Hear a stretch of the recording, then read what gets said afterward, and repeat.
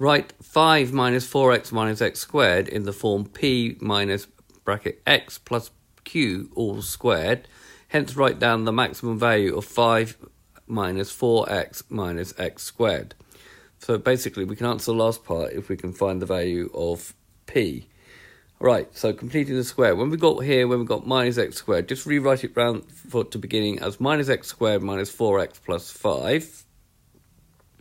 What makes this difficult is this minus sign here. So factorise out the minus sign. So if you do that, the first two terms you get brackets x squared plus 4x. We've still got a plus 5 on the end here. Then what you do here is you look at the 4 and you take half of it. Half of 4 is 2, so we now get minus x plus 2 all squared.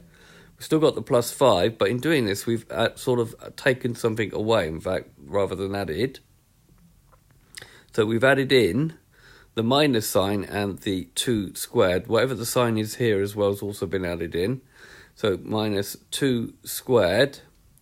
So we've added in minus 4. So if we've added in here, over here, we must add 4.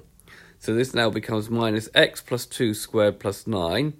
So rewriting it into the format required, we get 9 minus x plus 2 all squared. So p is 9 and q would be 2. Now we have to find the maximum value of this function. So the whole idea of completing the square, one of the ideas is you can find its maximum value. And the maximum value is always going to be p, because you're always taking away something squared. So you're always taking away something positive. So the smallest value that this bit here can ever be is 0 when x is minus 2. And when x is minus 2, this is 0. 9 minus 0 will give you 9. If you've got like 1 plus 2 is 3, 3 squared, you're going to end up with 0, which is smaller than 9. Okay, so any value of x you put in here, because you're squaring it, you'll be taking it away from 9 and making the value of y smaller.